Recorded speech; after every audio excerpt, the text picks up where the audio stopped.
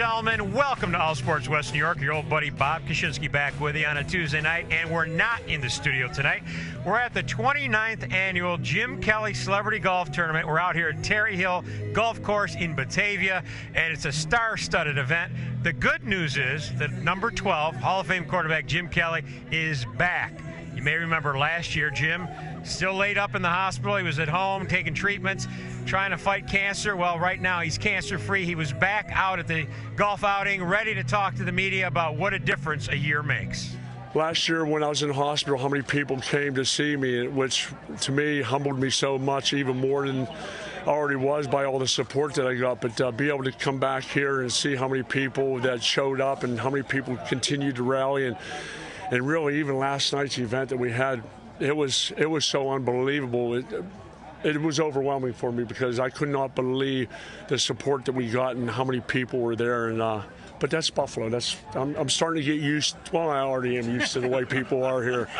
Their hearts are so huge, and that's why I call Buffalo home. That's why I'm spending the rest of my life here. You addressed the team last year and kind of wanted them to feel that sense of Buffalo camaraderie within the team and the community.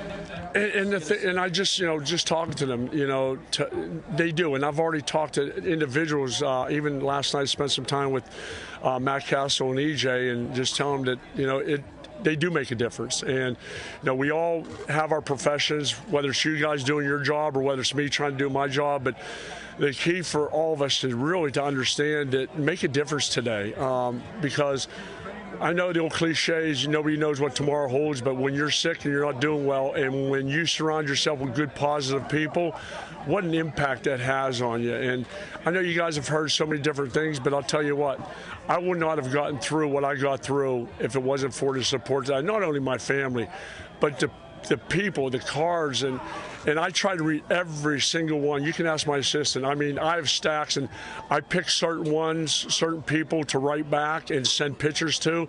And I know I can't do it to everybody, but it makes me want to continue to fight. And there are days that I don't feel good. I mean, it's just the way it is, and pretty much all of us, I guess, to a certain point. But always knowing that an encouraging word that I give to somebody will make their day better. And I came up with a line, I think I shared it with you guys before, but make a difference today for someone who is fighting for tomorrow. And that says it all right there, because people that have helped me get through my fight, it makes me want to continue that fight so I can inspire other people, because I want people to understand how much it means to me. It makes me even want to fight more. And if all y'all know people that, whether it's cancer, whether they're fighting for an illness, by your presence, by your positive attitude. My family never walked into my hospital room, not one of them, with an attitude that, they're walking in with a frown. They walked in with a smile on their face every time. And when you're sick and you're not feeling good, and when you have people do that, you have family, the support that I've had, God, it makes you want to even live harder and push to make a difference. It's a big anniversary for you guys, the first Super Bowl. Yes. And, have you spent any time in the last few months just thinking about some memories from, because it's going to be celebrated this year in some way, but it was the first time. To be honest, I didn't think 1 second about it. I just have so many things going on in my life right now, but now that you say that, and I think Scott told me about this just the other day, as a matter of fact, and Russ Brand, talking to Russ about, we're going to celebrate after we hit it and have the 4 years in. Yeah, it's 25. Is that what you said, 25? Yeah, that's one. Let's rock off the four more, and then we'll celebrate after the fourth. But between now and then, we should make a good run at getting back to the Super Bowl. Rex gets it.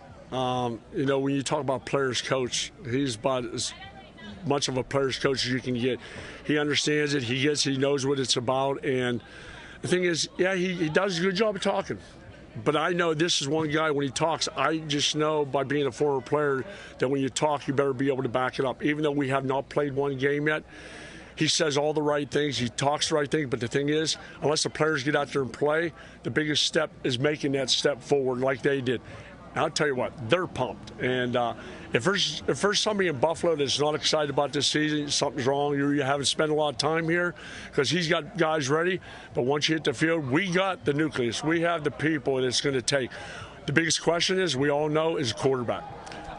If we get one guy, I don't care if it's EJ or Matt or whoever it is, If one of those guys steps up and becomes a quarterback we need, look out, everybody, especially the teams in the AFC East. I consider this, we call this a serious Caddyshack.